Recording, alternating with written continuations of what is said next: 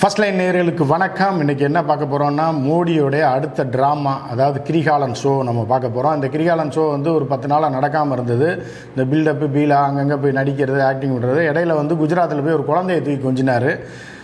அந்த மாதிரியான ஒரே ஒரு சின்ன சீன் மட்டும்தான் இந்த தேர்தலில் இந்த 10 நாளில் நடிச்சிருந்தார். இப்போ என்னென்னா, பீகாரில் போய் சீக்கியர்களுடைய குருத்வாராவில் ஒரு சீனை கிண்டியிருக்காரு. அதாவது ஒரு சட்டியை கிண்டியிருக்காரு, ஒரு ரொட்டி சுட்டு போட்டிருக்காரு. அதாவது சீக்கிய மக்களுக்கு அவர் பரிமாறி இருக்கிறாரு. இந்த காட்சிகளோடு நம்ம பார்க்க போகிறோம். ஸோ எதுக்காக, அதாவது பஞ்சாப் தான் வந்து சீக்கியர்களுடைய தலைநகரம், சீக்கியர்களோட ஊர் அப்படின்னா பஞ்சாப் தான். பஞ்சாப் முழுவதுமே கிட்டத்தட்ட 85% பேர், 80%க்கு மேற்பட்டவர்கள் சீக்கிய மக்கள் அங்கே வசிக்கிறார்கள். அங்கு தான் வந்து தங்க கோயிலும் இருக்குது.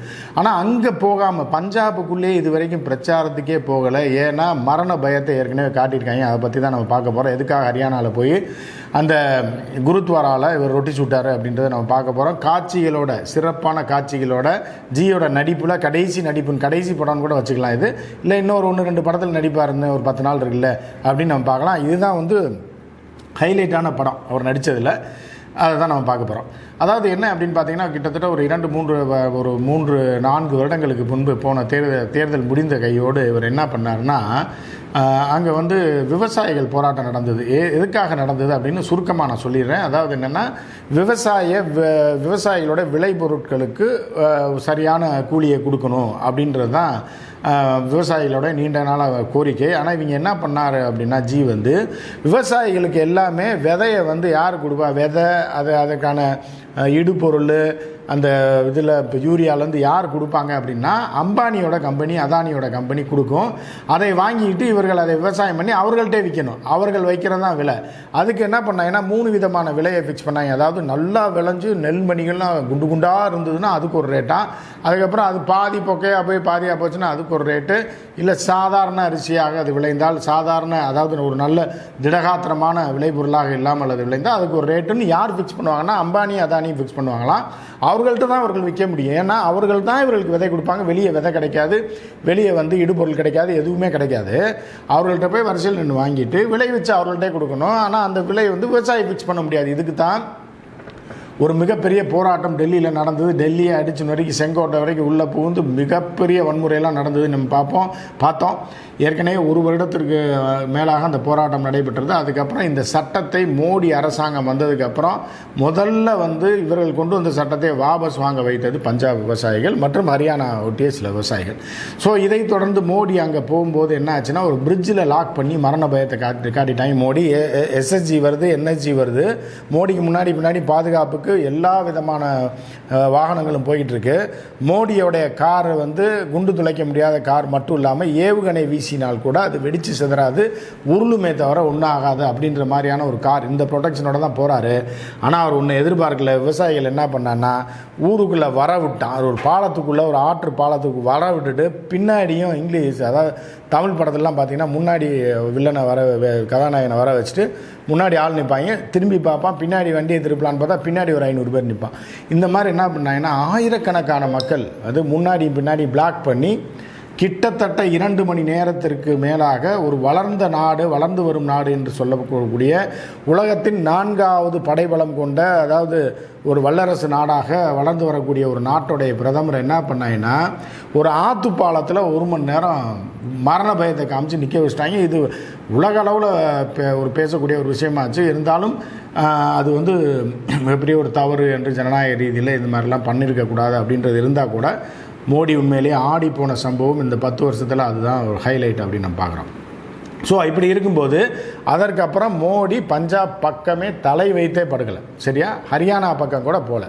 ஸோ இப்படி இருக்கும்போது கடந்த தேர்தலில் ஹரியானாவில் 10 MP சீட் இருக்குது. அந்த 10ஐயுமே பிஜேபி ஜெயிச்சிருக்கு. பஞ்சாபில் ஏற்கனவே 2 இடங்களை மட்டுமே அவர்கள் கைப்பற்றினார்கள். மீதி வந்து அவர்களால் முடியலை அப்படின்னு 20 சீட்டு பஞ்சாபில் 2 அவர்கள் கைப்பற்றினாங்க. அதற்கப்புறம் ஆம் ஆத்மியும் காங்கிரஸ் தான் கைப்பற்றுச்சு. இந்த முறை என்ன ஆச்சு அப்படின்னு பார்த்தீங்கன்னா, விவசாயிகள் போராட்டத்திற்கு பிறகு நடக்கக்கூடிய தேர்தல் மோடி அவர்களை பிரிட்ஜில் வச்சு உயிர் பயத்தை காட்டியதற்கு பிறகு நடக்கக்கூடிய தேர்தல் என்பதனாலையும், அதே மாதிரி இப்போ ஹரியானாவில் இவர்கள் தான் ஆட்சி செய்து கொண்டிருந்தார்கள் 7 சுயேட்சை எம்எல்ஏக்களோட ஆதரவோடு, அதையும் இப்போ கலைச்சி விட்டுட்டாங்க. இப்போ மீண்டும் காங்கிரஸ் அங்கே ஆட்சிக்கு வந்துருச்சு அப்படின்னு நம்ம பார்க்குறோம். எனவே போன தடவை ஆட்டையை போட்டு பொய்யை சொல்லி புரட்ட சொல்லி இப்போ ஹரியானாவில் 10 இடத்தையும் பிடித்தார்கள். இந்த முறை ஹரியானாவில் பாதி 5 இடங்கள் பிடுங்கிட்டு போயிடும். பஞ்சாபில் ஒன்றுமே வராது அப்படின்றது தான் கோடி மீடியா எடுத்த சர்வேலே சொல்லப்படுது. எனவே இதுவரை மோடி பஞ்சாப் பக்கம் போகவே இல்லை. அதே மாதிரி அமித்ஷாவும் போல. பஞ்சாபில் என்னென்னா ஆம் ஆத்மியோட ஆட்சி நடந்து கொண்டு இருக்கிறது. இவர்கள் அந்த பக்கமே போக முடியல, பிரச்சாரத்துக்கே போக முடியல, வடை சுட முடியல. சரியா? இப்படி இருக்கக்கூடிய சூழ்நிலையில் தான் மோடினா அடுத்த கட்டமாக 25ஆம் தேதி அங்கே தேர்தல் நடக்க போகுது. மோடி போயே ஆகணும். இதற்காக தான் பஞ்சாபை முழுவதுமாக, பஞ்சாப் ஹரியானாவில் இருக்க 30 சீட்டையும் அரவிந்த் கெஜ்ரிவாலும் காங்கிரஸும் வெற்றி பெறும் என்ற தகவல் வந்ததுக்கப்புறம் தான் அரவிந்த் கெஜ்ரிவாலை தூக்கி உள்ளே போடுறாங்க. உள்ளே போட்டோன்னே உச்சநீதிமன்றம் அரவிந்த் கெஜ்ரிவாலை வெளியே விட்டதுக்கப்புறம் அரவிந்த் கெஜ்ரிவால் தீவிர பிரச்சாரத்தில் இறங்க போகிறாங்க. ஆனால் மோடியால் பஞ்சாப் போக முடியுமா? ஆனால் நிச்சயமாக இதுவரை போக முடியாது என்றே இது பண்ணப்படுது. அங்கே போகிறதுக்கு என்ன வழின்னு சொல்லி இவர்கள் பார்த்து கொண்டிருக்கிறார்கள். கூட்டத்தை கூட்டி ஹெலிகாப்டர்லேயோ இல்லை ஃப்ளைட்லேயோ போய் லேண்ட் ஆகி பேசிட்டு வந்துடலான்ற ரேஞ்சில் தான் மோடியோடைய திட்டம் இருக்குது. உள்துறையை ஆடி போய் இருக்குது அப்படின்ற மாதிரி பார்க்கலாம். ஸோ இப்படி இருக்கும்போது என்ன பண்ணுறாருன்னா, சீக்கியர்களின் புனித தலமான குருத்வாராக்கு எங்கே இப்போ 4 குருத்வாராக்கள் இருக்குது. அதாவது டாப் 4, அதாவது சீக்கியர்கள் மிக புனிதமாக கருதக்கூடிய தங்க கோயிலாக இருந்தாலும் சரி, அது போன்ற 4 இடங்கள் இருக்குது. 4 குருத்வாராக்கள். பாகிஸ்தானில் ஒன்று இருக்குது, மீதி 2 இந்தியாவில் இருக்குது. அதில் ஒன்று தான் எங்கே இருக்குன்னா பீகாரில் இருக்குது. ஸோ பீகாருக்கு பிரச்சாரத்துக்கு போன மோடி என்ன பண்ணுறாருன்னா, அங்கே போய் ஒரு ஆக்டிங் கொடுக்குறாப்புல. இதில் என்ன, யார் இந்த இது கட்டினது அப்படின்னு பார்த்தீங்கன்னா, மகாராஜா ரஞ்சித் சிங் அப்படின்றவர் தான் கட்டினது இந்த குருத்வாராவை. இந்த குருத்வாராவுக்கு போகிறாரு. அங்கே குருத்வாராவில் என்ன அப்படின்னா, அந்த சீக்கிய மக்களுடைய முக்கியமான கடமைகள் என்ன அப்படின்னு பார்த்தீங்கன்னா, அவர்களுடைய பணி என்ன அப்படின்னு பார்த்தீங்கன்னா, தினந்தோறும் 3 வேளையும் எந்த குருத்வாராவாக இருந்தாலும் எத்தனை பேர் வந்தாலும் அவர்களுக்கு உணவளிப்பது, தரமான சுவையான உணவளிப்பது தான் அவருடைய முதல் கடமையாக வைத்திருக்காங்க. நீங்கள் தங்க கோயிலில் போட்டிங்கன்னா லட்சக்கணக்கான பேர் டெய்லி ஆயிரக்கணக்கில் சாப்பிட்டுக்கிட்டே இருப்பாங்க. பூரி இருக்கும், சப்பாத்தி இருக்கும், அது இருக்கும், தால் இருக்கும், சாப்பாடு போட்டுக்கிட்டே இருப்பாங்க. எப்படி திருப்பதியில் போனால், திருப்பதியில் கூட பாதியில் கட் பண்ணிடுவாங்க. ஆனால் குருத்வாராவில், கோல்டன் டெம்பிளாக இருந்தாலும் சரி, வேறு குருத்வாராக்களில் நிச்சயமாக போகுபவர் அனைவரையும் வயிறார அந்த உணவு அளித்து தான் அனுப்புவாங்க. அதற்காக யாருன்னா பெரிய கோடீஸ்வரன், பணக்காரன், படித்தவன்லாம் பூரி உருட்டுவான். பூரி சப்பாத்திகளை உருட்டி அவர்கள் சராசரி மனிதர்களாக மாறி அங்கே உள்ள வரக்கூடிய பக்தர்களோட செருப்பை துடைக்கிறது தான் மிகப்பெரிய புண்ணிய காரியம் சீக்கியர்களுக்கு.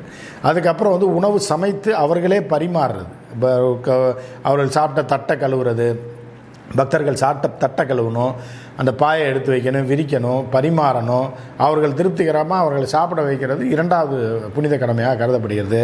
மோடி போய் அங்கே செருப்பை துடைக்கலை. ஆனால் என்ன பண்ணார் அப்படின்னு பார்த்தீங்க அப்படின்னா, நேராக போய் பூரி உருட்டினார். அங்கே ஏற்கனவே எல்லாம் செட்டப் பண்ணிட்டாங்க. சப்பாத்தி உருட்டுறாரு. அந்த காட்சியை நீங்கள் பார்த்துருங்க.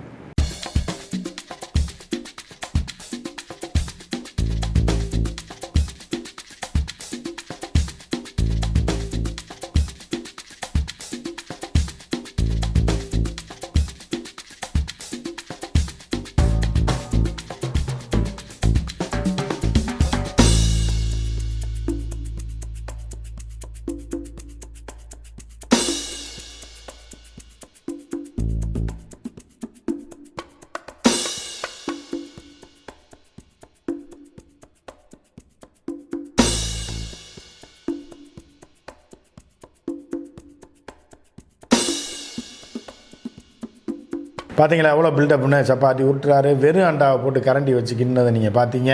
இந்த மாதிரிலாம் பில்டப் கொடுத்து மக்களுக்கெல்லாம் பரிமாறினார். அவர்கள் பூரா தேர்வு செய்யப்பட்டவர்கள். அங்கே சாப்பிட்டவர்கள் பார்த்தீங்கன்னா மொத்தமாக 20-30 பேர் தான் இருப்பாங்க. சீக்கியர்கள் பெரிய வாள் வைத்திருப்பதற்கு அவர்களுக்கு அனுமதி உண்டு.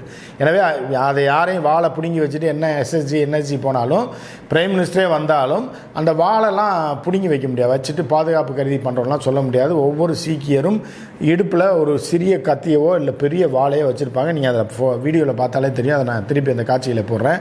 எனவே அவர்களை 2வது 3வது கட்டமாக உட்கார வைத்து விட்டு முதல்ல பெண்களை அமர வைத்து அவர்களுக்கு இவர் பரிமாறுகிறார். மிகவும் ஏழை பெண்களுக்கு அவர்களுக்கு மோடினா யாருன்னே தெரியாது, யாரோ பிரதமர் வந்திருக்காருன்னு சொல்லி அப்படியே பார்க்குறாங்க. ஸோ இதை வைத்து என்னென்னா சீக்கிய மக்களை கவர் பண்ணுறதுக்கு எங்கே கோல்டன் டெம்பிளுக்கு போல் பஞ்சாபுக்குள்ளேயே காலை வைக்க முடியாத மோடி பீகாரில் போய் அவர்கள் கோயிலில் ஏன்னா அங்கே பாதுகாப்பாக இருக்கும் ஒன்றும் சொல்லிட மாட்டாங்கன்றதுக்காக பண்ணார். அதற்கப்புறம் அங்கே வந்து ஒரு புது துணியை வாங்கி கொண்டு போய் அங்கே கொடுக்கறது ஒரு கடமை, அதை கொடுத்தாரு. ஆனால் அந்த குருத்வாராவில் இருக்க குருக்கள் வந்து ஒரு இது சல்லி காசுக்கு கூட மோதியை மதிக்கவில்லை, அவர்கள் ஒரு வணக்கம் கூட தெரிவிக்கவில்லை, முறைத்து பார்த்து கொண்டிருப்பார்கள். அந்த காட்சியும் போகிறேன் பாருங்கள். இப்படி மோடி ராமர் கோயில் இவர் தான் கட்டினார், இப்போ ராமரை கொண்டு போய் ஸ்கூலில் சேர்த்தாருன்னு சொன்ன மோடியை 2வது முறையாக போகும்போது ராமர் கோயிலுக்குள்ளே விடலை அப்படின்னு நம்ம ஏற்கனவே பார்த்தோம்.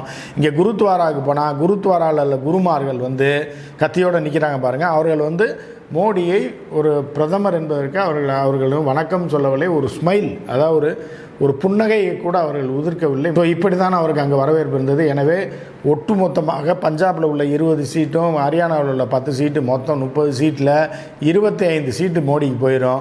ஏன்னா ஏற்கனவே 10 இடங்களில் வந்து ஹரியானாவில் ஜெயித்தாங்க, அதில் வேணால் ஒரு 5 இடம் ஜெயிக்கலாம் அப்படின்ற மாதிரி பார்க்கப்படுது. எனவே இந்த சிம்பிள் ஆஃப் இது இருக்கு இல்லையா, இப்போது போய் ரொட்டி சுட்டு போட்டார் இல்லையா, இது எதை காட்டுகிறது என்றால் அங்கே உள்ள மக்கள் அந்த செயல்பாடுகள் எல்லாம் பார்க்கும்போது இவர் வந்து பஞ்சாபுக்குள்ளேயே நுழைய முடியல, உள்துறை அவர்கள் கையில் இருக்க ஒரு பிரதமர் ஒரு நாட்டுடைய ஒரு மாநிலத்தில் போய் பிரச்சாரம் பண்ண முடியலை, அதற்காக பயந்து கொண்டு பீகாரில் உள்ள ஒரு குருத்வாராவில் போய் ரொட்டி சுட்டு போட்டதை நம்ம பார்க்குறோம். ஆனால் பஞ்சாபில் போய் ரொட்டியும் சுட முடியாது, அண்டாவையும் கிண்ண முடியாது, துரத்தியே விட்டுருவாங்க. அவங்க நேரடியாகவே எந்த காலத்தில் இறங்கக்கூடியவர்கள் அங்கு உள்ளவர்கள். எனவே இவருக்கு தோல்வி உறுதி, 25 இடங்களுக்கு மேலே கிடைக்காது. அந்த பெல்ட்டும் காலி. ஏன்னா அரவிந்த் கெஜ்ரிவால் வெளியே வந்துட்டார். நம்ம பார்க்குறோம். மற்ற ஒரு நிகழ்ச்சியில் சந்திப்போம். நன்றி, வணக்கம்.